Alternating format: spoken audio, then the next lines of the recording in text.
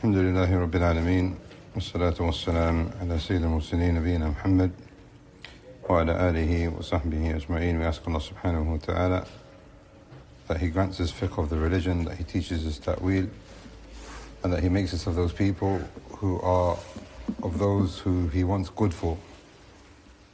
So He gives them ilm and He gives them hikmah. Wallahi alhamd, we have been through over the last 4 or 5 years, probably even longer, many of the works and explanations taken from Shaykh Muhammad Salih al-Uthaymeen rahimahullah on a weekly basis, benefiting from the Shaykh. One of the best things that he has done, the most accomplished things, is his explanation of a book which is known as Zaad al-Mustaqni. His explanation is known as what I have in front of me, Sharh Mumti' al-Zaad al-Mustaqni. Zaad al-Mustaqni is a book which was written by Musa Hajawi, rahimahullah, who was an imam in the Hanbali madhab from the 9th and 10th century in Damascus, rahimahullah. He's an authority in the Hanbali madhab. Now, the books that we go through on Friday, which is also explained by Shaykh Muhammad Uthaymeen rahimahullah, Lumatul I'tiqad, the author of that book, the Friday book, is Muwaffiq ad-Din Ibn Qudama rahimahullah. Ibn Qudama has a book which is known as al-Muqni' fi fiqh al-Hanbali, which is a matan, which is a basic explanation about the fiqh of the Hanbali madhab. That is in the 5th, 6th century. Then we've got Musa Hajawi rahimahullah, who comes 400, 500 years after, who writes an explanation of al-Muqni', which is called Zaad al-Mustaqni'. So what we've got here is a book which is 400, 500 years old, an explanation of a book which is 800, 900 years old, explained by one of the imams, contemporary imams of Ahl Sunnah, Shaykh Muhammad al-Uthaymeen rahimahullah. This is sufficient for us to know as to who we're taking knowledge from and the importance of seeking ilm, but also we can see here the importance of the ulama. And returning back to the books of knowledge. Before we begin, it's important for us to understand, why do we study fiqh? Some people, now studying fiqh is of two types. Some people are complete novice, they've not studied fiqh before. For these people, some of the ulama, they recommend he chooses a shaykh who teaches from a madhab, so now he has a rough understanding as to what he has to do when it comes to wudu, when it comes to ghusl, when it comes to siyam, for example. However, all 4 of the madhahibs, I'm saying the madhahibs, I'm talking about the ai from the madhahibs, as well as the scholars within the madhabs, are in total agreement that these books of fiqh have not been authored and gathered in order for us to read and say, okay, this is how you do it and this is how you don't do it. So then what's the purpose of the madhahib? The purpose of the madhahib is for you to understand, look, there is an ijtihad which holds this opinion. So it increases you in ilm. But what is the correct opinion? What is the opinion that you should be following? That now goes back to your teacher, who then explains to you, this is what is closest to the Kitab and the Sunnah, understanding the Salaf al-Salih. Therefore, Musa Hajawi rahimahullah, he's written an explanation here of the book of the Hanbali madhab. You would expect everything here to be Hanbali. Actually, it's not. You will even see examples in today's lesson of how he goes against the Hanbali madhab. And it is well known, I mean this is a little bit ironic, but this is well known that the Hanafis within the Hanafi madhab have differed greatly, to the extent that in one mas'ala they have 40 opinions. How does it come to that if you're supposed to follow the madhab and that's it, this is the madhab, you follow it? How can you end up with 40 opinions? Because they themselves understand that we are studying the books of fiqh so we can understand ijtihad. And when you study fiqh, and when you study fiqh, when he studies fiqh, and then you become mujtahids, then we can understand each other's opinions. But for you to act upon is different to what you are studying. I hope that makes sense, because it doesn't make sense to a lot of people. Kitab al-Siyam, he says, rahimahullah. Now, the explanation in Sharh al-Mumti' really, as like I've said, I mean, the explanation that I've got with the Taba'a, publication that I've got here is a very old one. It's not the official one either.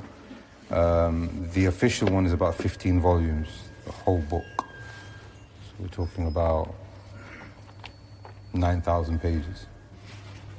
Kitab al-Siyam by itself, here with its explanation, is more than 200 pages. Not possible for us to do that in an hour. So what we're going to do, as we have said before, is just read through the matan, which is Zaad al-Mustaqni, and inshallah summarize some of the benefits from Shaykh Muhammad, and I think that should be sufficient. So that at least we've got an understanding, and inshallah hopefully prepare for the fourth pillar of Islam. As you'd imagine, in the book of fiqh, you've got chapters on i'tikaf, and then you've got chapters on or bab on zakatul fitr. Inshallah, closer to the time, perhaps we'll have another sitting going through what it says with that. Okay, so Kitab al-Siyam. The author begins with the book of Siyam. And he says, now in the beginning, he talks about how is the month established. Now this is really important because every single year for as long as I've been alive, this masjid's got it wrong and this masjid's got it right. This masjid is following Morocco, that masjid is following Saudi. And now we've got UK. How do we establish the month? Who are the people who established the month? Now look, this is not me saying this. This is ancient. We're reading from something which is like 500 years old, which is explanation of something which is 900 years old. Person comes off the street and he says, I know better, I've studied astronomy and all that, and I can go and find out when the new moon is. It doesn't work like that. Comes onto social media and says Saudi Arabia got it wrong, all these masajid have got it wrong, the Muslim Jama'ah are not Jama'ah. Fitna. Why? Lack of fiqh. He says, I was going to read the Arabic, but I don't want to take too much time, so I'm just going to go through the Arabic mentally and then just explain it in English. So he says, Ramadan becomes wajib when the hilal has been seen. Okay, so when the new moon has been spotted. If the new moon has not been spotted and it is a clear night, then you complete 30 days of Sha'ban. Right? So now, tomorrow night, they're going to be looking for the new moon in Saudi Arabia. If they see it, we'll have Salatul Taraweeh tomorrow night. If it is clear and they don't see the new moon, they will complete 30, and you don't need to fast Wednesday. Because Wednesday is the 30th Sha'ban. With me? Right. This is what he is saying. And up to now, there is no difference of opinion between the madhahib. But the Hanbalis are particular on this. He is saying here, and this is one of the masail that he goes against the madhab on himself. If now they go to see the new moon, excuse me, and there is rain, or there are clouds, and it's obscuring the vision of the new moon, he says, what is apparent from the madhab is that you have to fast the 30th of Sha'ban just to be on the safe side, because it could be the first of Ramadan. Because you're going to see the new moon, they can't see it, the new moon could be there, so you could be in Ramadan, but you're not fasted, you've counted it as 30th Sha'ban. So the Hanbalis have said, as he says here, فَظَاهِرُ الْمَذْهَبِ يَجِبُ صَوْمُ. He says, فَظَاهِرُ الْمَذْهَبِ. He didn't say this is the correct opinion. So he's saying here, and as we will see later on, he's going to talk about, so basically today what we're going to look at is how the month is established, who establishes the month, who is the person that should be fasting, what are the nullifiers of the fast, what are some of the etiquettes of fasting, what are some of the things that are makruh in fasting, and then he's got a chapter on optional fasting, because optional fasting is a little bit different when it comes to obligatory fasting. So when he talks about those things which are disliked in fasting, he actually says, later on as we will see, he says you shouldn't fast the day of Shak, which is the 30th of Sha'ban. So that's what he's saying here, and this is what Shaykh Muhammad is also explaining to us. And this is a masala in the Hanbali method. The majority, as well as what Shaykh Muhammad is saying here, is that you are not supposed to fast the 30th of Sha'ban if you haven't spotted the moon. And this is because the Messenger of Allah sallallahu alaihi wasallam said, "Ash-shahru hakadha wa hakadha," and he gestured with his hand sallallahu alaihi wasallam. He also said, sallallahu alayhi wasallam, if you don't see it, if you don't see it, then count it as 30. And also, what is clear from the explicit and direct prohibition from the Messenger of Allah sallallahu alayhi wasallam, he said, do not precede Ramadan by fasting a day or 2 days in advance. Therefore, now this is an example of what we were saying before. You've got the fiqh here. What's the correct opinion? You could still probably Hanbali opinion. You could have answers for the dalil that we've just brought. Absolutely fine. But what is essential is for you to follow what you think is closest to the religion of Allah. Because Allah subhanahu wa ta'ala will call out Yawm al-Qiyamah. Everyone will be gathered. فَيَوْمَ يُنَادِيهِمْ. Allah subhanahu wa ta'ala will call out to all of mankind, all the jinn. مَاذَا أَجَبْتُمُ الْمُرْسَلِينَ. What answer did you give to the messengers? Or are you going to say, well, I followed my fiqh book? Then he says, rahimahullah, and again this is an opinion which is, as the Shaykh says, not the correct opinion, and in actual fact, even in the Hanbali madhab there is a difference of opinion in it, where he says, if you see the new moon during the day, so now imagine they went out to see the new moon on Tuesday night. They didn't see it. They saw it on Wednesday at Dhuhr or Asr. It's possible. He says here, according to the madhab, that new moon that they see on the day belongs to the night before. Therefore, in that case, they would need to then count it as being part of Ramadan. However, the majority of ulama, and again, like I said, even from the Hanbalis, there's another view, which is that if you see the new moon during the day, then it is connected to the next day or the following night. Another mas'ala which is really important. Now, one of the things when it comes to Zaad al-Mustaqni, which is a really good thing, and I think this is why a lot of the ulama have favoured this book over any others. You've got Dalil al-Talim, you've got other books in the Hanbali madhab, but they've given preference to Zaad al-Mustaqni is because the way he writes the book. He writes sentence after sentence, and in each sentence there's a mas'ala. To the extent that I think some of the ulama have said, if I'm not mistaken, they have said in this book, Zaad al-Mustaqni, Zaad al-Mustaqni is really just about a couple of hundred pages. The actual book itself is not very long. How many masail would you expect in a book which is about 200 pages? The ulama have said there are more than 3,000 masail. Mas'ala after mas'ala, view after view, and this is why it's so enriched with fiqh and understanding. So now he's quickly moved on to another thing. And this is a very important thing here. وَإِذَا رَأَوْا أَهْلُ الْبَلَدِ لَزِمَ النَّاسِ كُلُّهُمُ الصَّوْمِ. Now this is the view of the majority of the ulama, except for the Shafi'iyya. If one person has seen the new moon, then it is now wajib for everyone to fast. So if the new moon has been seen in Saudi Arabia, it is now wajib for everyone to fast. If the new moon has been seen anywhere in the UK, then it is wajib for everyone to fast. However, does each city or does each land have its own viewing? This is an issue where there is difference of opinion between the ulama, and the Shaykh goes into it, rahimahullah. And he says that this is the view of Shaykh al-Islam. And me personally, I actually think that we should have our own UK viewing. However, and this is a very big however, and the Shaykh is going to explain this to us right now. If the new moon has been seen, as the author is saying, and like I said, this is the view of the majority, the ummah needs to unite upon that viewing.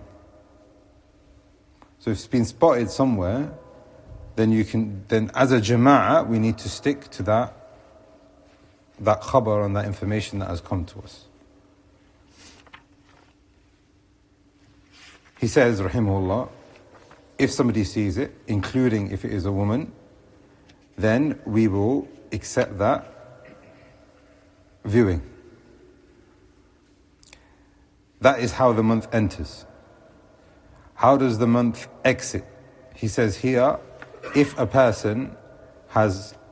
is one witness who says that I have seen the new moon at the end of the month, then that is not sufficient.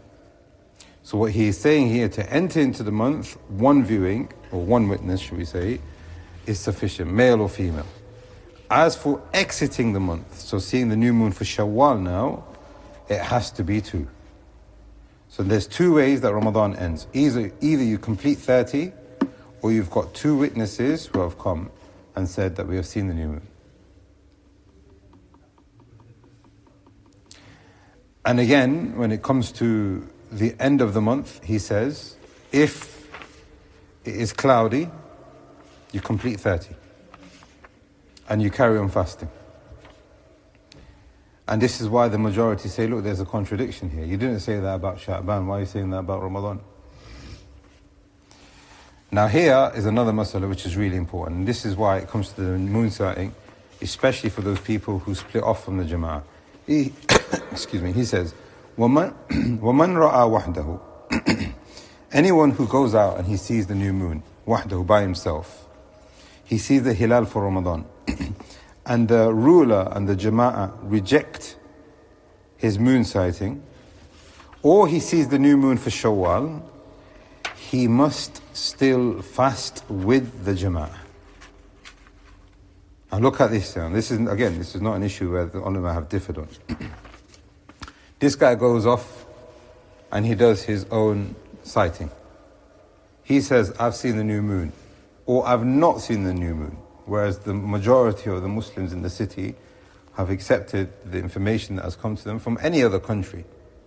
You don't have to have one particular country. Here, as we have seen before, if the information has come to you and the Jama'ah of the Muslims have accepted it, that is now what you must now follow. Is it now permissible for me and my friends to go and say, all right, you know what, we're going to go do our own sighting? Permissible, but he is saying here, if you go do your own sighting and the Jama'ah have said, no, we're not going to accept that, we're going to stick to whatever country, it could be UK, it could be Saudi, it could be Morocco, wherever it might be, he must stick with the Jama'ah.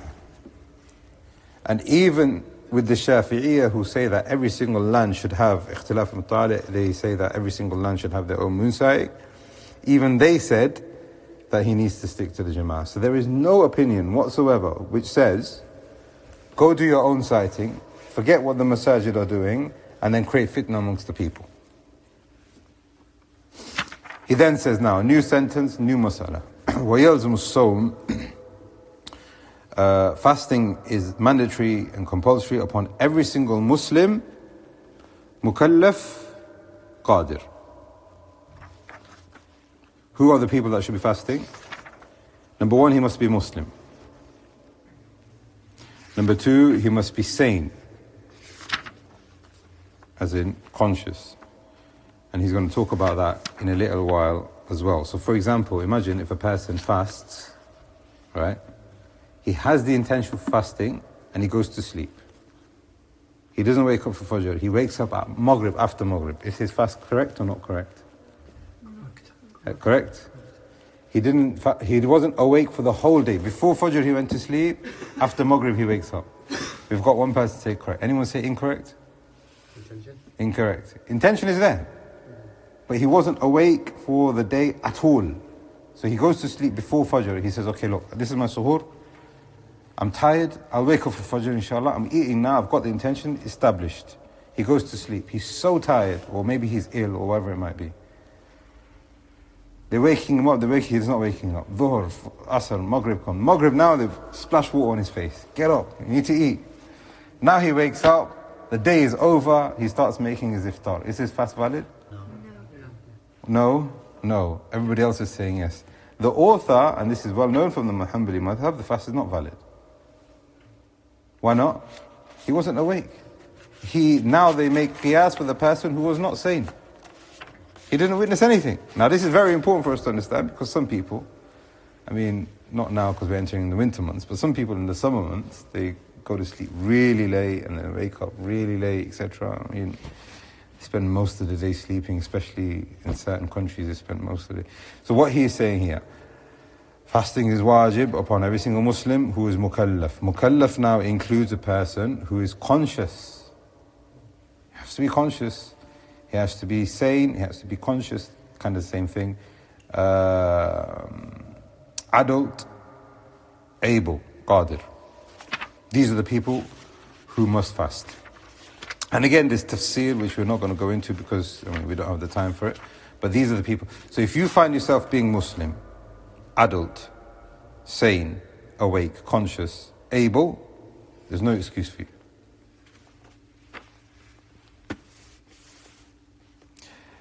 وإذا قامت البينة في أثناء النهار وجب الإمساك والقضاء على كل من صار في أثناء أهل لوجوبه. Here he is saying now, if Ramadan becomes apparent, similar to the mas'ala of the moon sighting, etc. If Ramadan becomes apparent during the day, so now imagine they go for the moon sighting tomorrow, they didn't see it, but then they say during the day, actually no, it is Ramadan, it started. He's saying here, as soon as you find out it's Ramadan, even though you've started the day not fasting, wajib al-imsak, you must refrain now, and you make qada for that day.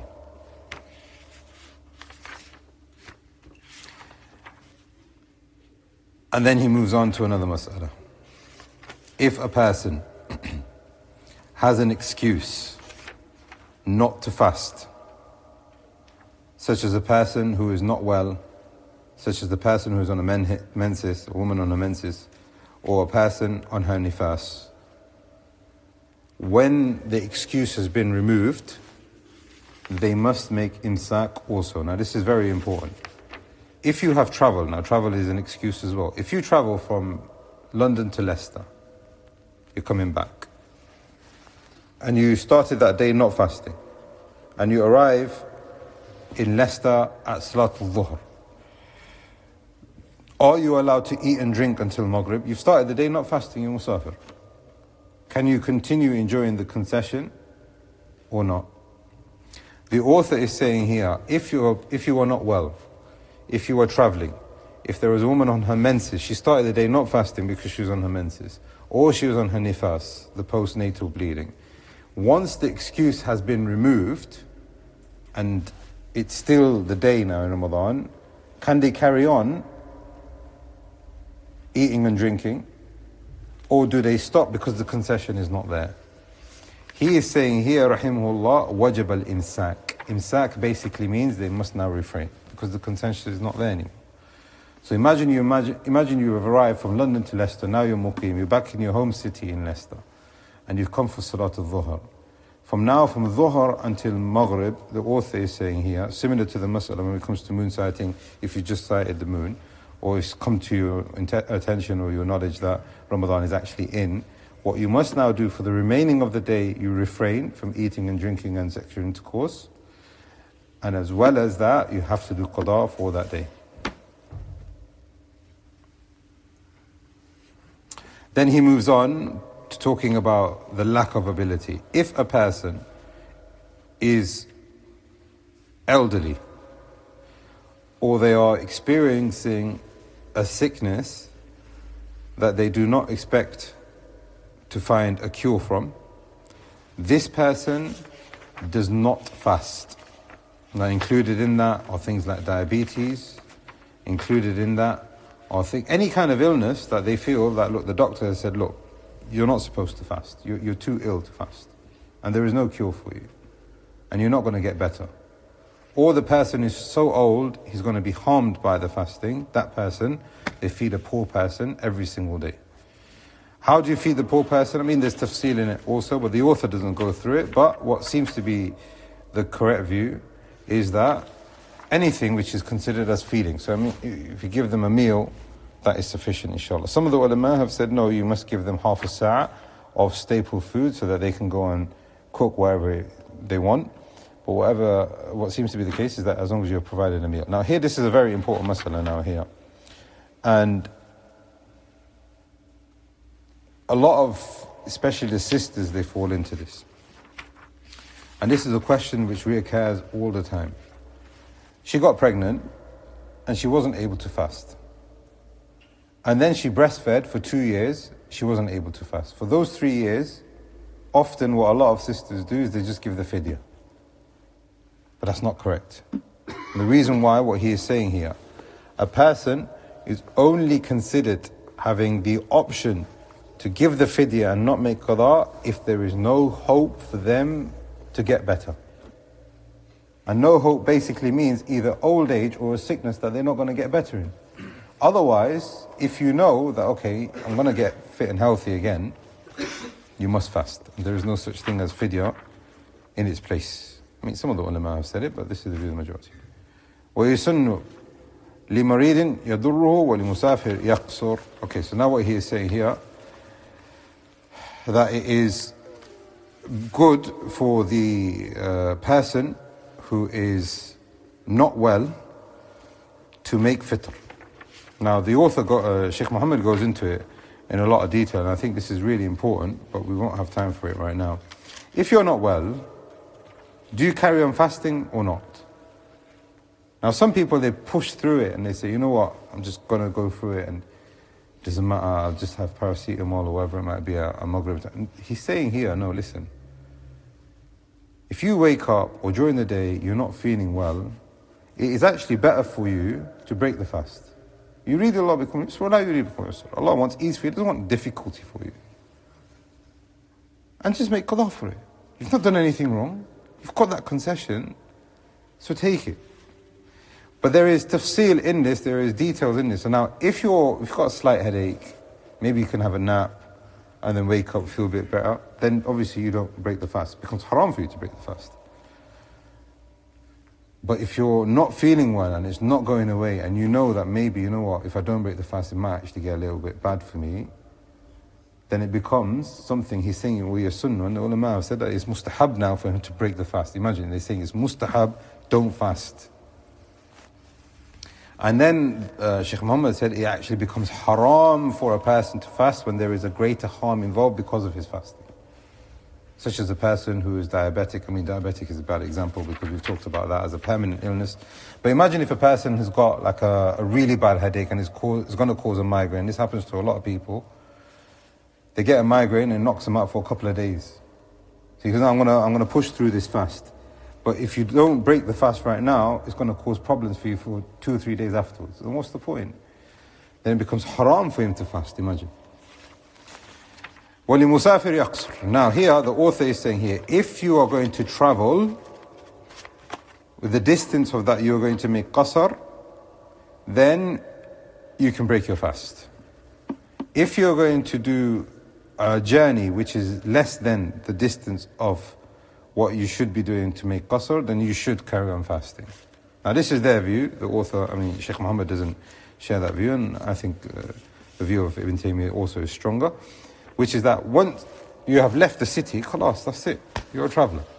But the majority of ulama, they've said that if they are travelling a short distance, now the distance considered of qasr is roughly around 80 kilometers, for abrud, they have said, or what the author is saying here, he should not break his fast. But if he goes beyond that, then he should break his fast, or he's got the concession to break his fast.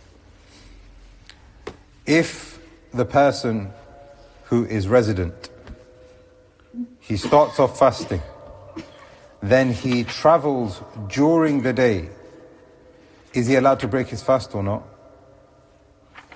The author says he is allowed to break his fast on the condition that he goes past the parameter. Then he moves on to another mas'ala. Now this is for the sisters. If she is pregnant, she is allowed to break her fast. And there is no difference of opinion on that. However, the Hanbalis are saying here, now this is based on what has been narrated to us by some of the companions, such as Ibn Abbas and Ibn Umar and others. They have said, if she is pregnant and she fears for herself, all she needs to do is qada. But if she is pregnant and she fears for the child, she needs to make qada for herself, and because of the fact that she's carrying the child, she needs to feed a poor person every day as well. This has been narrated by some of the... Now this is actually very important when it comes to usul al-fiqh and how the usul al-fiqh of the Hanbali madhab works. The Hanbali madhab, they take a lot of importance into the qawl al-sahabi. If there is a companion who has said something and it doesn't contradict another companion and it doesn't contradict the dalil, they will say that that is dalil in of itself. Whereas the majority, they say, no, there's tafsir and you have to look into it a little bit further in that. And that's where the difference of opinion comes from on this mas'ala. Some of the companions, they have said, if she is pregnant and she fears for herself, then she does qada, and her example and analogy qiyas is like a sick person.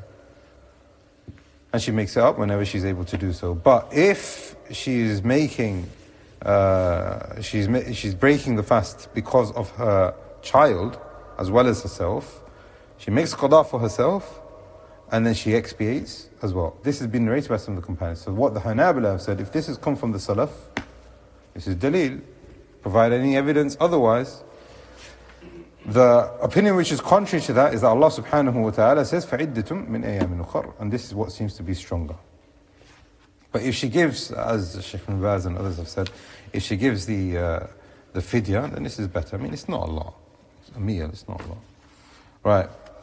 If a person, now this is the mas'ala, if a person intends to fast and then he becomes insane or he becomes unconscious for the whole of the day and he is not awake for even or conscious for a part of the day, lam yasih sawm, his fast is not valid. We just talked about that before. Because this person, the author is saying here, لِأَنَّ نَامَ جَمِيعَ النَّهَارِ, he has slept for the whole day. I mean, he's got the niyyah, but he wasn't awake for one part of what was wajib for him to be considered as fasting. What do you do in this scenario? If a person becomes insane, but then he gets his sanity back afterwards, if a person is unconscious, if a person has slept, what is wajib upon them is to make qada. Then the author says it is a condition and it's obligatory for you to have the niyyah before the fasting begins for every single day. Now how you perform the niyyah, I mean, you don't need to go to extremes in this. Your niyyah is in the heart. If you know like tomorrow's Ramadan, I'm going to fast, khalas, it's done. But you need to have the niyyah established. I mean, it's not conceivable that a person will not have the niyyah, because I mean there's so much with families, there's so much social media and interaction is passing around, and it becomes common knowledge that it's Ramadan. However, at that time it wasn't that obvious, and he's going to talk about a mas'ala which is connected to that. He's saying here, when it comes to obligatory fasting, you must have the niyyah. As for nawafil fasting, he says, as long as you establish the niyyah before zawal, then it is okay. And this is one of the differences between obligatory and non-obligatory and optional. Now, this is the view of the madhab, but what seems to be the correct view, as the Shaykh is saying here, is that a person can, for nawafil fast, can establish the niyyah at any part of the day. So imagine he's not eaten and it's like asr time, especially in the shorter days. I've got an hour left, might as well just fast. That siyam is valid. According to this, no, it's not valid because it's after Zawal. If a person says, if tomorrow is Ramadan, I will fast, has he established his niyyah or not? So he goes to sleep. Now remember, we're talking about an age where there is no social media, yeah? So he's going to go to sleep after Salat al-Isha. He doesn't know whether the new moon has seen or not. He goes to sleep. He goes, I'm going to wake up for Salat al-Fajr. I'm going to have something to eat and drink right now. And I'm going to wake up Salat al-Fajr as my normal habit. At the point of Salat al-Isha, when he's going to sleep, or at night when he's going to sleep, he says, if tomorrow is Ramadan, I'm fasting. If tomorrow is not Ramadan, I'm not fasting. Has he established his niyyah? No. Anybody say yes? What do you think? Yes? Say yes? The author is saying here, lam yajzih. It is not correct. Why? Because the Hanabila are saying here, إِنَّمَا الْأَعْمَالُ بِالنِّيَّاتِ, the he is between here and here. There's nothing that's been established.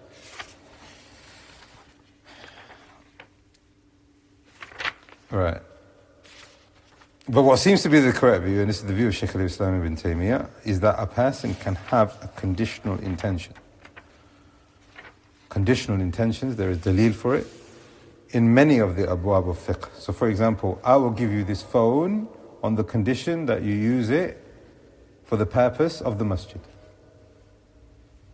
Is that gifting okay? It's valid. Now if he doesn't use it for the purpose of the masjid, I can take it back. I will give you this phone for the mahr. If you don't get married, I want it back. Conditional intentions, there's so many examples of it. So Ibn Taymiyyah rahimahullah says, yes, that intention, inshallah, is valid. Now, another mas'ala. Imagine a person starts off fasting, the day is going well, and now he thinks, you know what, I'm not feeling so good. I feel like breaking my fast. He's not eaten, he drunk nothing, right? Now it's getting a little bit worse. You know what? That's it. I'm not fasting anymore. He's not eaten, he's not drunk. Is he still fasting? No. You sure? Anybody says he is still fasting? With the intention to break his fast. He's made the intention, but he's not eaten or drunk anything. Not fasting. Or fasting. But he's not eating anything. Abdurrahim. Thank you very much. I wanted one person. وَمَنْ نَوَى الْإِفْطَارِ أَفْطَرْ. Now this is very important because a lot of people, I feel, are ignorant of this. If a person has made a firm intention not to fast, or that he's going to break his fast, the fast is broken. And similar, you might find yourself in a situation where it's iftar, right? And you've got nothing to break your fast with. I don't know if you've been there. I've been in that situation. Hospital once, there's nothing there, literally nothing there. All the shops are closed, everything. What do?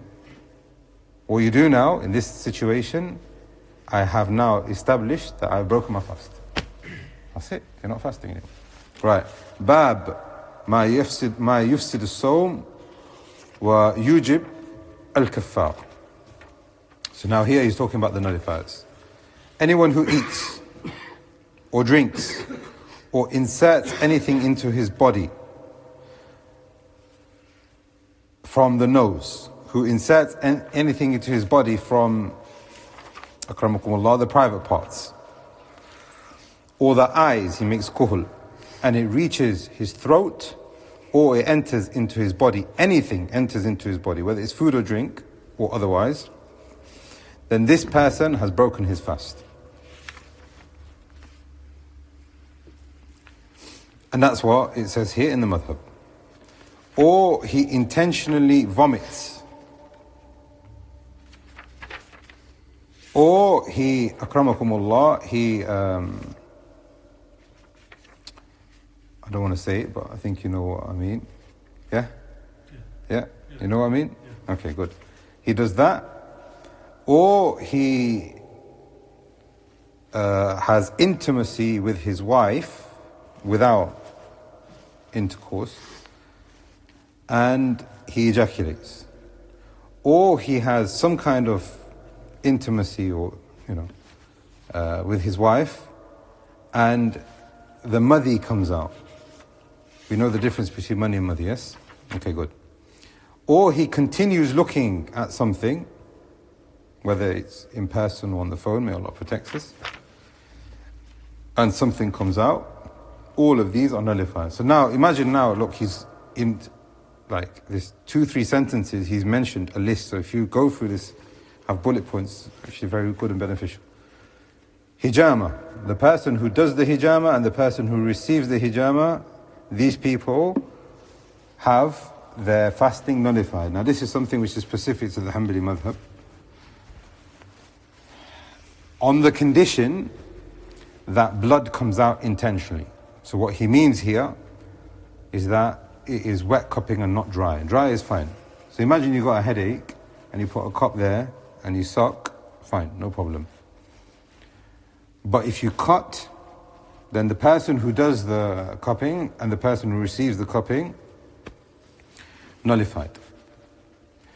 This is on the condition now, dhakira, that the person is doing it intentionally. He knows what he is doing. This person's sawm is invalid. But the person who does any of these things that we have mentioned, either out of forgetfulness or under duress, you can see here how much of an explanation he's got, then that person has not broken his fast. And the reason why he's got a lot of sharh here, explanation, is because duress is actually quite extensive. But we're not going to go through that right now. Because what is duress? A person could say, well, I'm being forced by my mum to break my fast, I'll break my fast. That's not duress. Anyway.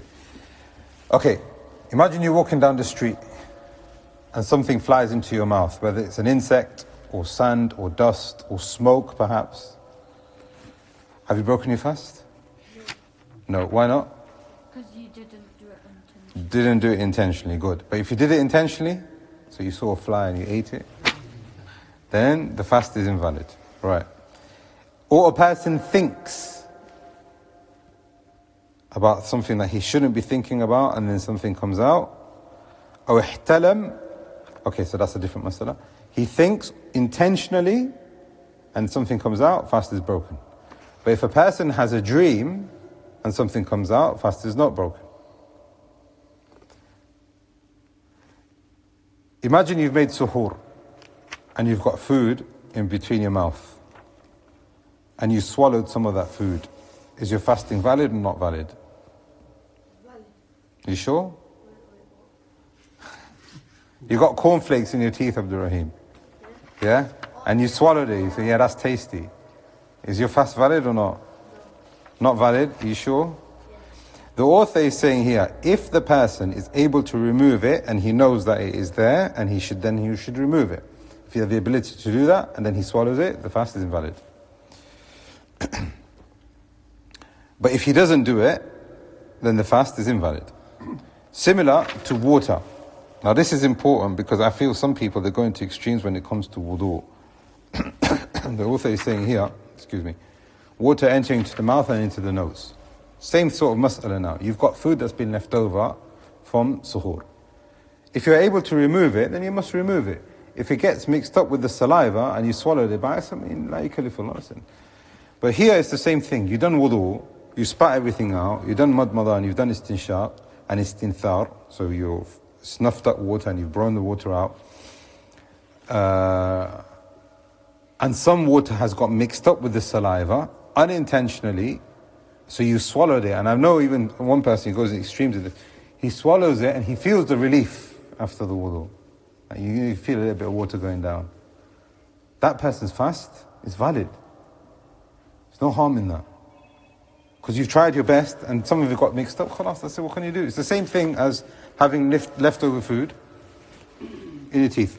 But if you are able to remove it and you think, you know what, I'm just going to slide a little bit of a sip through with the wudu, obviously, Allah knows better about your situation. Now imagine, he says here, imagine if a person does wudu and he's gargling and he's doing istinshaq and istinthar and he's doing extra on purpose. So he's getting a lot of water, so he's like, I'm doing wudu. He gets a lot of water and he dashes it in, throws it in his mouth. And he's doing a lot in his nose.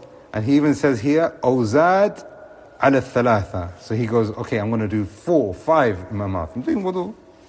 He's saying, no, this person knows what he is doing. The fast is invalid.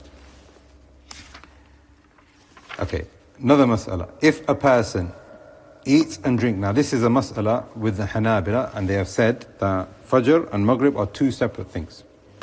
Now this is important because we've got timetables. And if you look at the timetable from 5 masjids, all have different Fajr times. If a person is not sure whether Fajr has begun and he is still eating, he looks outside, it's still dark, and he eats, even if it's like a minute over the timetable, he looks outside, it's still dark. Is the fasting valid? According to the Hanabila, the fasting is valid. And the reason for that is because Allah subhanahu wa ta'ala says, حَتَّى يَتَبَيَّنَ لَهُ الْخَيْطِ, until it becomes clear to him that Fajr has begun. So the asl is, Fajr hasn't begun. So imagine you got your timetable here. Our timetable says, I don't know, 4:25, 4:30. And another masjid says, you've got for tomorrow, 4:24, yeah? Tomorrow. Another masjid says 4:34, for example. So you're eating and drinking. It's 4:25 now. You look outside, it's still dark. So you just finish off whatever you've got, your coffee, your tea, whatever it might be, 4:25. Fast valid? Fast valid. Don't worry about it. It's okay. Now, I'm not saying that you go against the timetable, but if you've gone slightly over, inshallah, there's no problem. Especially in the time where we're living in timetables and there's nothing clear. When it comes to Islamic countries, it's completely different because everyone's got one fixed, unified time. The adhan goes, khalas. There's no such thing as like in Egypt or Saudi Arabia that this masjid is different to that masjid. That situation is different. Our situation here is, look, it's still dark, the timetable is there, it's giving you a rough guide, don't go over it if you can be safe. If you're running late a little bit, then alhamdulillah, don't worry about it. Now on that note, I just want to say here, I mean, a person has recently approached us, and this again happens every single year. Our timetable, Masjid Tayyiba, especially for the summer months, we are not saying that we are 100% perfect. Ismailillah wa Rasul. I mean, perfection belongs to Allah and His Messenger sallallahu alaihi wasallam. Every single one of us make mistakes. However, in 2008, and I believe in 2009 also, I wasn't here, but representatives from the masjid, they went out and they did observations. And this was in May, June, July. And they mixed that with other well-known timetables around the world. So you've got ISNA, you've got Muslim World League, and then they looked at al-Qura, etc. And then they came to this conclusion. And if you look at what we've got here, according to what the astronomers say, for example, for Salat al-Fajr, is very, very close. So this is my view, and I'm not saying that this is what again, this is fiqh. I mean, you feel free, feel free to follow what you think. But what I'm saying here is that I feel that this timetable is a very good one. So now going back to this, if a person is eating and drinking and it is not clear to him, khalas, this is it. However, what about Maghrib? If a person eats before Maghrib, he's not sure whether Maghrib is entered yet or not, but he eats, so he thinks it's Maghrib. So for example, Maghrib 8:20 is 6:21 today. So he thinks it's 6:21 and he eats, but really it's 6:15, let's say, for example. According to them, the fast is invalid. Why? Because the asl is that it's still daytime. And if he's contradicted that, then the fast, he needs to make qada. However, the Shaykh is saying here, based on the hadith of Asma, the Messenger of Allah sallallahu alaihi wasallam, one day he broke his fast when there was a cloud. When the cloud moved, it became apparent that they ate before Maghrib time. And according to the Rawi of this narration, Messenger of Allah sallallahu alaihi wasallam did not make qada. So what seems to be the correct view, when it comes to timing, you follow the best of your ability. I'm not promoting that a person should be negligent in this, but if a person genuinely makes a mistake, whether it's Fajr or Maghrib, then the fast is inshallah valid. Your question? If it's Fajr, yeah, and like, so you're eating, so at the end of it, so you have to follow your masjid's timetable in Fajr or like any masjid. So if you pick the latest one, it's invalid. Just stick to Tayyiba. That's the best. Faslun, next chapter. Okay, so now here he is talking about having relations during the day in Ramadan. So in this chapter here he is talking about having relations. He says, anyone who has relations during the day in Ramadan, whether it's in the front passage or even the back passage is haram, then this person must make qada as well as a kaffara. If a person has relations and he has not entered, then there is no kaffara, but he needs to make tawbah and qada.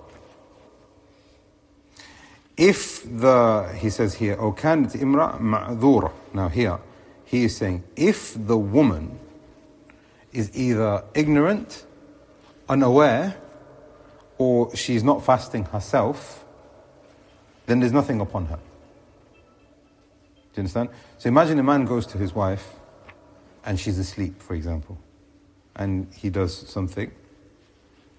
She's ma'dhura. She's got nothing to do with it. Or imagine she's on her menses, on her nifas or something like that, and he does something, she is, And same when it comes to ignorance. If she was not aware, then she isn't.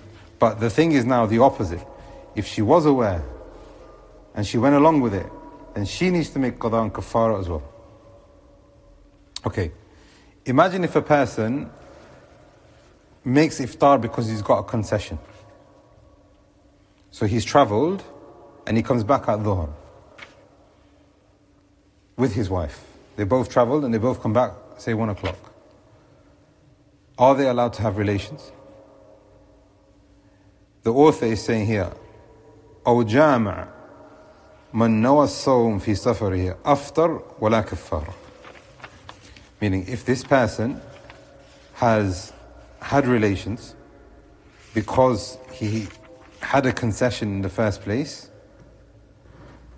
then in that scenario, there is no kafara for this person. That is because the concession is there. However, if the concession is not there, so sorry, let me give the example again. Imagine he's traveling and he's in London, from Leicester to London, he's in London, he's got a concession, and he has relations in London, then there is, obviously it's clear, because he's got a concession, he's not done anything wrong. But imagine if he comes back and the concession is no longer there. In this scenario, he says, rahimahullah, that the person must give kafara. This is because he's got no concession anymore, and he must make imsak. And because he hasn't done imsak, he needs to make kafara. Okay, if a person has relations, he needs to give kafara.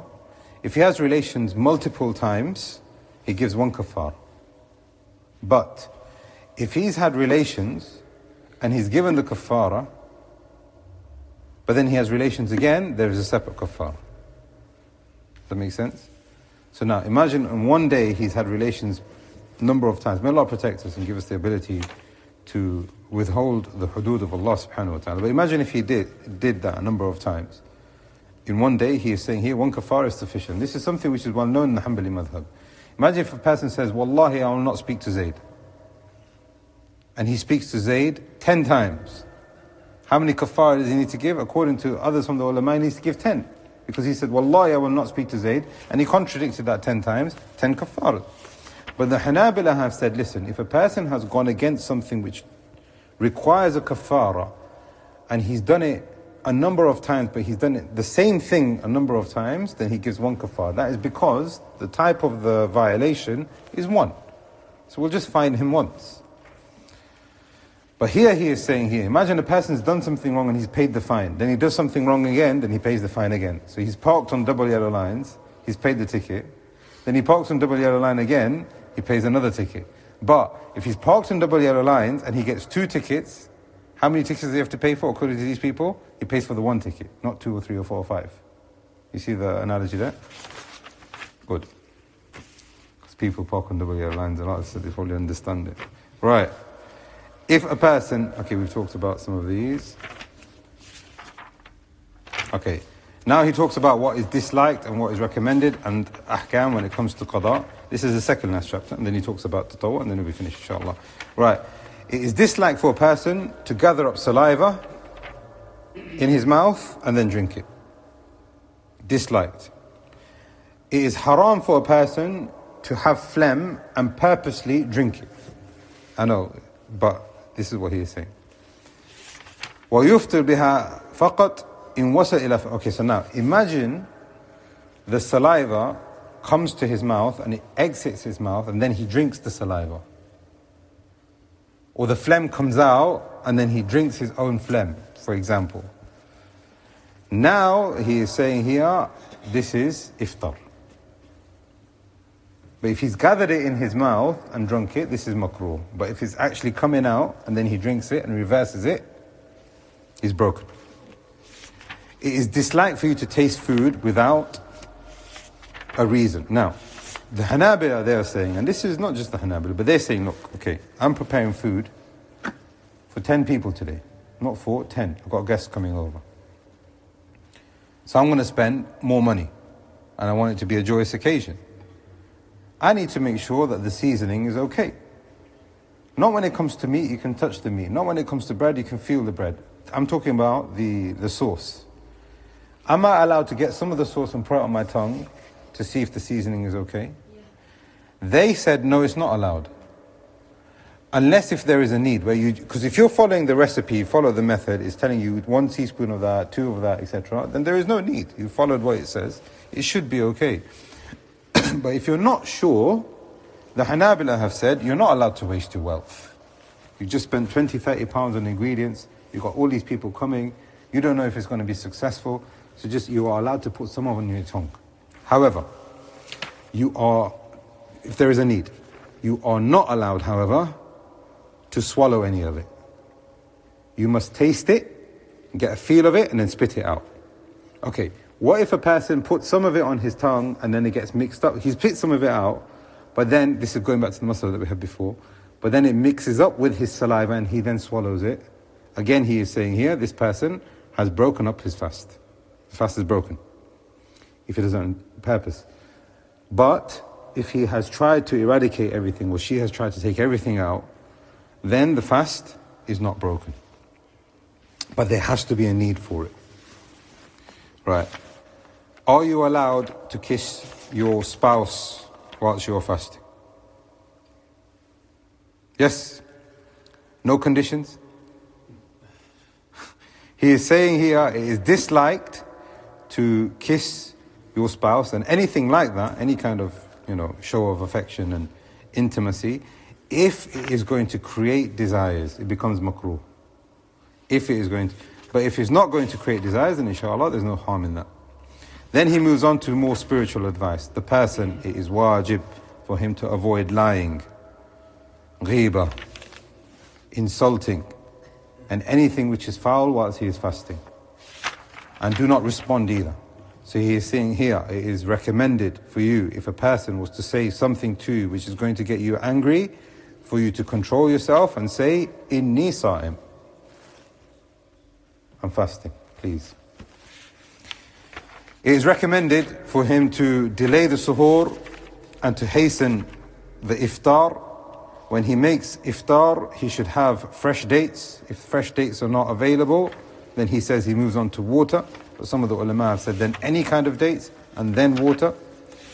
And then he should say, وَقَوْلُ مَا وَرَدْ. Then he should say what has been narrated. Now, Shaykh Muhammad, he says, and this is quite often mentioned on the tongues of people, Allahumma laka samt wa ala rizqika aftart. Shaykh Muhammad says that this hadith is da'if. However, if a person was to say it, there's no harm in it.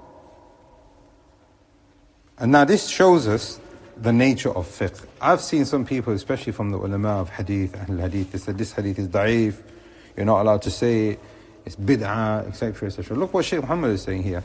لكن إذا قالها الإنسان فلا بأس. As long as you know it's da'if, if you say you're remembering Allah, there's no harm. However, what is being authentically been reported from the Messenger of Allah, which is more authentic than this one, ذهب الذنب وابتلت العروق وثبت الأجر إن شاء الله ولا يجوز. Okay, so this is very important. We're talking about qada now. It is not permissible for a person to delay the qada from one Ramadan to another Ramadan. And this applies to men and female. Females especially because they go through menses and whatever, but men also if they're not well, if they've been traveling, etc. Ramadan 2022 has gone. Say you didn't fast 1 day, 2 days. Before Ramadan 2023, you must make up those days. You've got a full year to do it. You can do it any time within that period, but you must do it. If you do not do it, then you are sinful. Now, is there an expiation? So, I didn't do it, I don't know, what do I do? So he says here, this person must then make qada as well as feeding the poor person every single day. This is on the condition that the person was negligent. So imagine if there is a sister, she owes, 7-8 days of fasting from last Ramadan, but she's been ill throughout the whole year, genuinely had no option to make up the qada, then we say to that sister, don't worry about it, even according to the madhab. But the Shaykh is saying here, Shaykh Muhammad Uthaymeen, he said there is no dalil for expiation, even if a person has delayed. فَعِدَّةٌ يعني Allah subhanahu wa ta'ala says make qada, and that is sufficient. If a person passes away after Ramadan and he owes fasts, now this is where he goes against the madhab as well. Or, he hasn't done hajj. Or he has promised to do i'tikaf, but he didn't do i'tikaf, or he has salatul nadhr, meaning that the person swore by Allah that he is going to pray a particular number of salawat. He is saying here, the author, that it becomes now recommended for his heir to make qada on it. So he's given some examples. So for example, fasting. Imagine a person passes away, he owes fasts. A person passes away, he's not done hajj. A person passes away and he swears by Allah. So he's basically any kind of oath that he has left behind. He's given an example of i'tikaf and salat, but any kind of swear. So say for example, he says, if I pass my exam, I swear by Allah, I'll feed 10 people. Before he gets to feed the 10 people, he passes away. The author is saying here, if he's left behind any oath, the heirs have to take that and do it themselves on his behalf. However, the Hanabila, they have said, there's no such thing as qada as-siyam Ramadan. There is no such thing as qada for siyam from Ramadan for the heirs. The evidences which talk about qada are talking about qada for nadhr, for oaths that he has sworn. So this is another, like I said, this is showing you here that he's not making taqleed himself, and he is an authority in the Hanbali madhab. He's talking about the Hanbali madhab. This is really important for us to understand. There is no such thing as taqleed. The ulama from the madhahib have not authorized that. Last chapter for today, inshallah, Bab Sawm at-Tatawwu', optional fasting. Now here he's going to talk about some of the rulings when it comes to optional fasting and what a person should do. So he says it is recommended for him to fast the Ayyam al-Bid. What's the Ayyam al-Bid? Rahim, what's the Ayyam al-Bid? What are the white days? 13, 14, 15. It is recommended for him to fast 13, 14, 15. It is recommended for him to fast the 6 days of Shawwal. It is even more recommended for him to fast the 10. What's the 10? Dhul Hijjah. Especially the 9th. Sorry, I've got that. وَآكَدُ الْعَاشِرِ. Sorry. It is even more recommended for him to fast the 10th. So he's going to talk about the 10 in a minute. The 10th, meaning Muharram. And the 9th with it.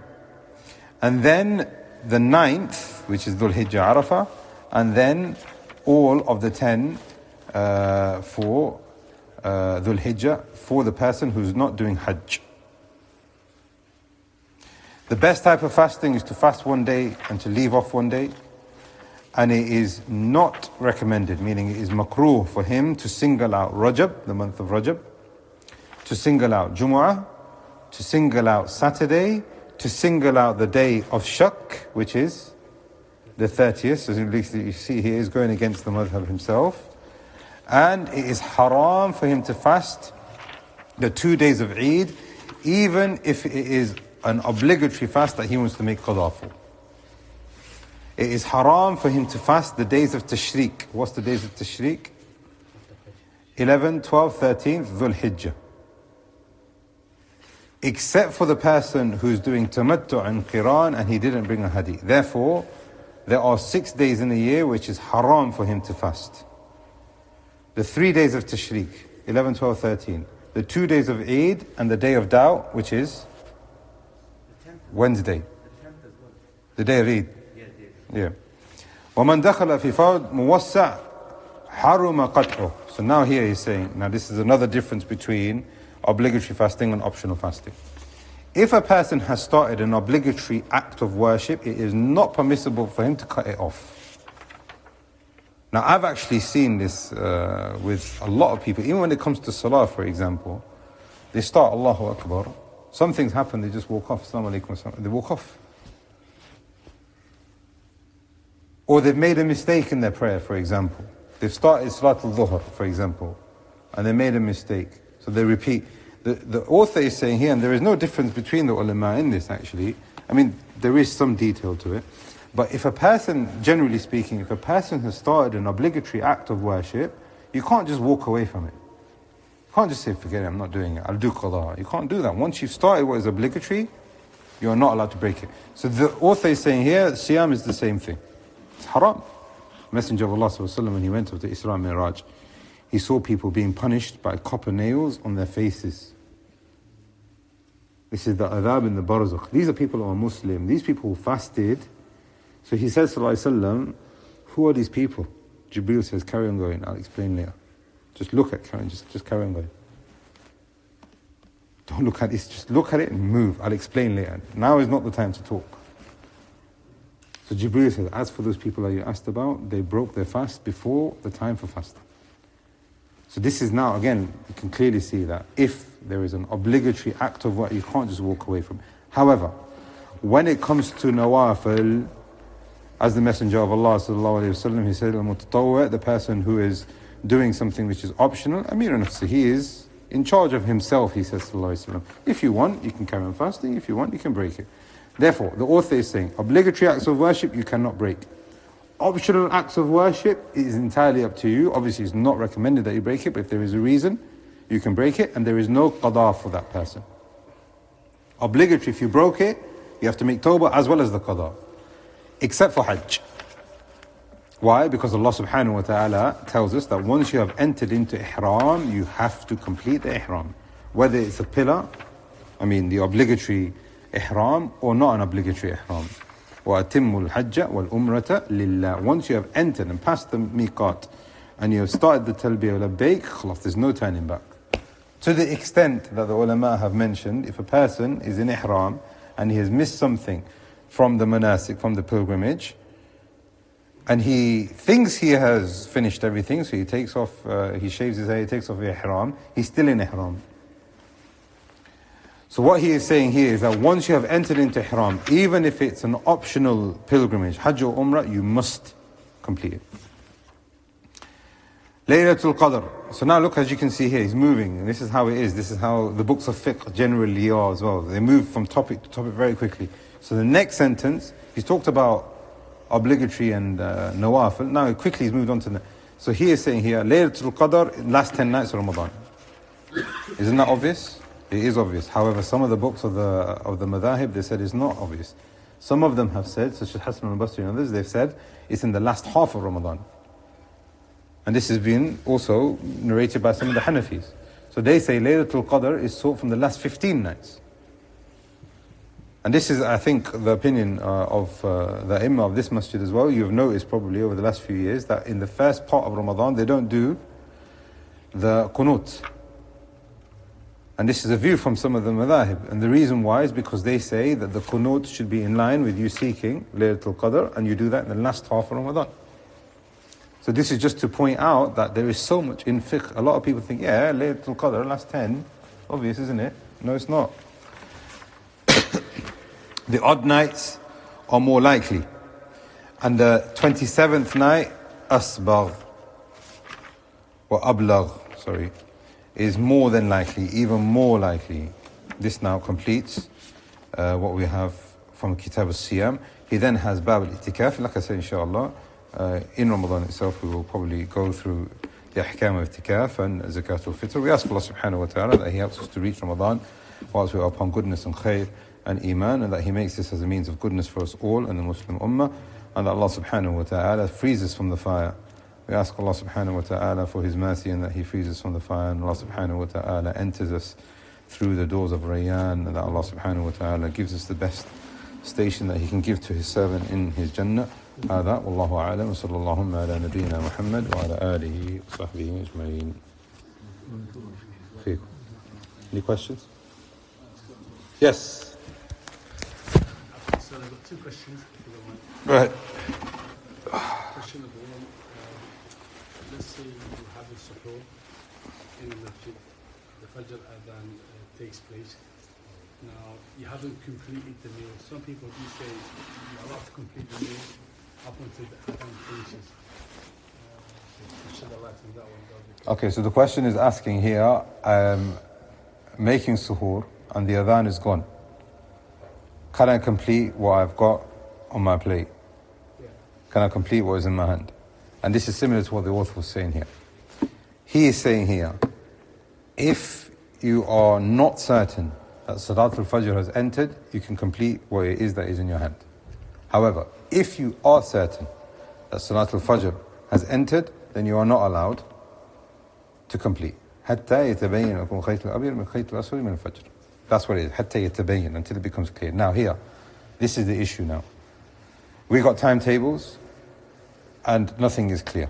Therefore, if you think that this timetable is 100% and he's making the adhan at this time and the observations have been done and it's 100%, then you have to stick to that, because this is khabar wahid and it has come from somebody that is thiqa and it is somebody that is trustworthy, then you must accept that.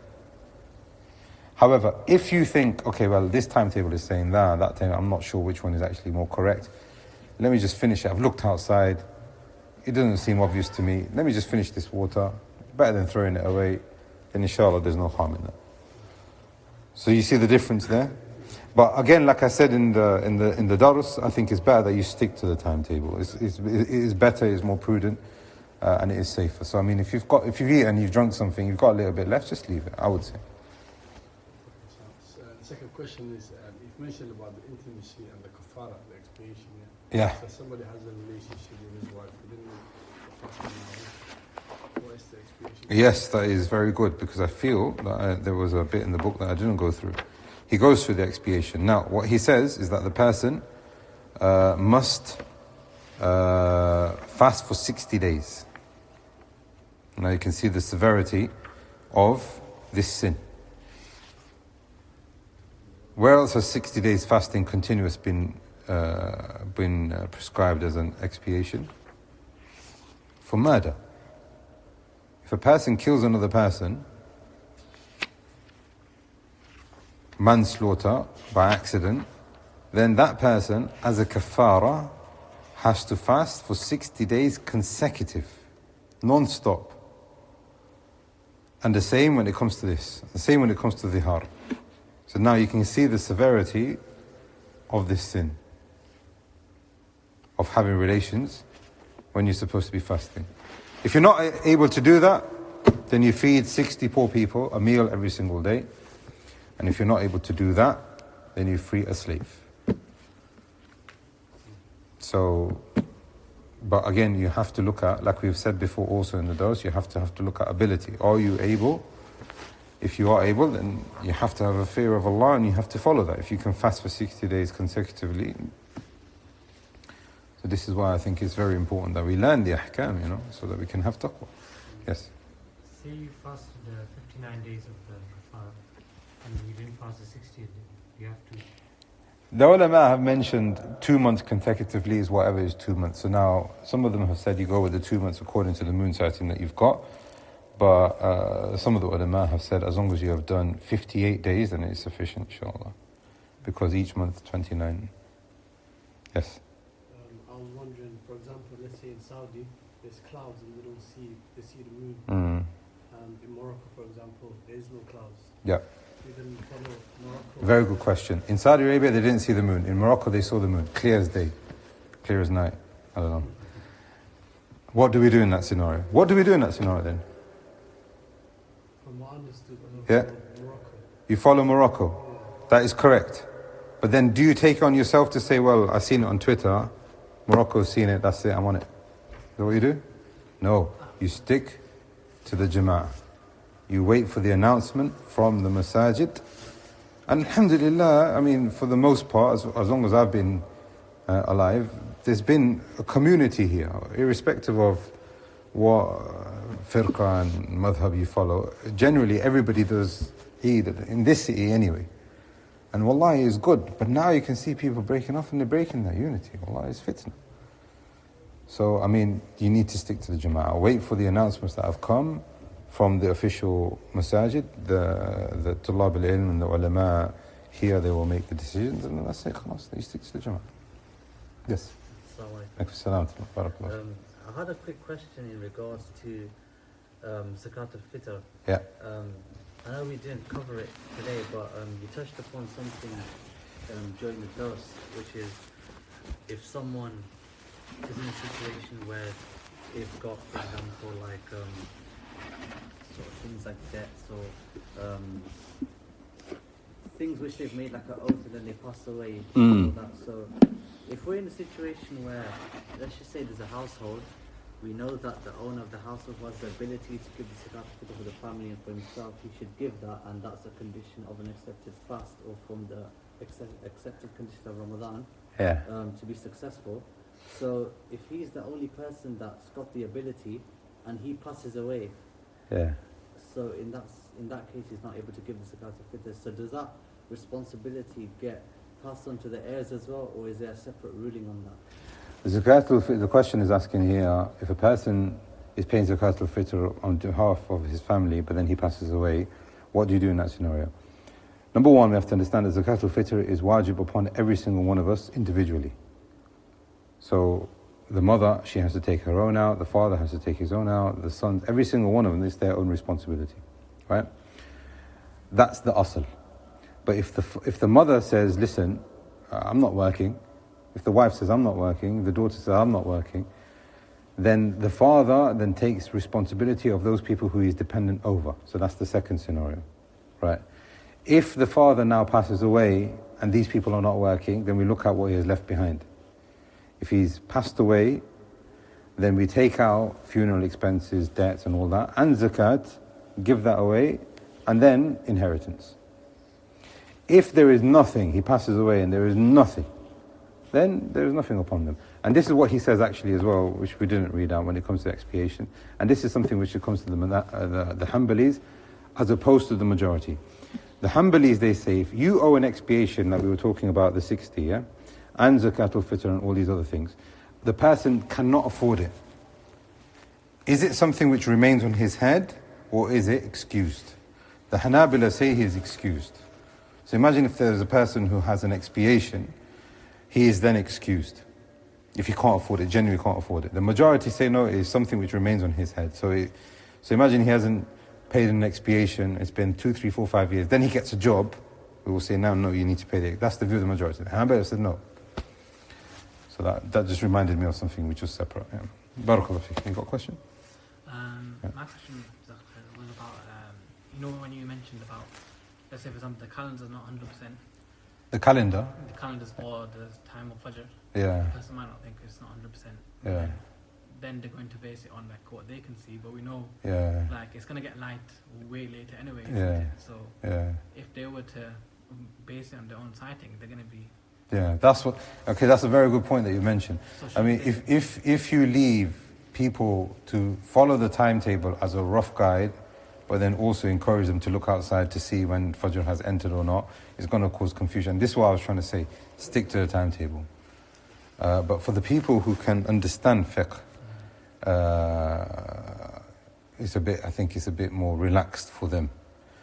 And just as a side note, I mean, I remember, was it last year or the year before, Salat al-Fajr was at a particular time, And the ulama generally mention 20 minutes later, after the entrance of Salat al-Fajr, the sky becomes really apparent. Okay, at that time, some of the masajid were doing 120 or something like that. At our time, after 20 minutes, it's exactly how it should be. So you can clearly see that the 120 doesn't fit in with what we've got with our timetable. But then also other masajid, don't need to mention their names, but they were later. So it doesn't correlate with that. So that's what I'm trying to say. If you know what you are doing and you can see and you can, then I would say inshallah. But again, I would say stick to the timetable. If you don't know what is going at all right, whether you look outside, you can't tell Fajr from daytime or whatever. If you've gone over by a minute, 2 minutes, I would say don't worry about it, inshallah. That's just the general thumb rule, and this is what he's mentioned in the book as well himself. Because the asal is that, baqa al-layl, that it's still nighttime. Question? You mentioned about the person who engages in sin or argumentation or something during his fast, and I don't remember the cited the hadith where the Prophet said that Allah has no need for the faster who doesn't leave off such and such. Yeah. He doesn't have a need for him to leave off his food and drink. And I think I remember hearing some ulama say that the reason is because it's more worthy that what's haram should be left off compared to that's what's permissible. Yeah. So eating and drinking is permissible and so intimacy with your wife, Yeah. etc. And so if a person was to, before entering into his fast, have the intention that he's going to engage in ithm and sin, would that fast be acceptable? So the question is asking, if a person knows that he's going to sin and he has the intent to sin whilst he is fasting, is the fast acceptable? As we have seen from the book here, the things that nullify the fast, he's listed them for us. And with the majority of the ulama, the sins that have been mentioned in the book, and he mentioned some of them, he is saying here, wajaba ijtinab. It becomes wajib for him to stay away from them, but they don't affect the validity of the fast, but they affect the the reward of the fast. And that is the meaning of where the Messenger of Allah sallallahu alaihi wasallam, he said that if a person who acts upon jahl or amila biha, in Allah subhanahu wa ta'ala is in no need and yada' ta'am wa sharab, that this person leaves off his food and his drink. They have said here that the person will not be rewarded with the complete reward. However, the fast is valid. Therefore, if a person has the intention to sin, or he has no intention to sin but he ends up falling into sin, then from my understanding right now, from what I can recall, I don't see any from the ulama who have said that the person's fast is invalid. Because those things that nullify an act of worship needs dalil, specific direct dalil. And the specific direct dalil has been given when it comes to food and drink and things and intercourse and things similar. So I had a question, but it's in terms of regards to Hajj. Yeah. So if Hajj has become obligatory on a person because they've got the means and the financial ability and so on, Yeah. but they wish to delay it for in the near future, so we're not saying 5, 6, 7 years, but maybe next year or the year after. Yeah. Is that something that he is sinful or blameworthy for? A person has enough money and he has got the physical ability to perform Hajj, but he delays it. Is he sinful in that? Now, the majority of the ulama is that the person must complete that obligation right away. And this is a difference of opinion in usul al-fiqh. If something is wajib upon you, is it al-fawr or al-tarahi?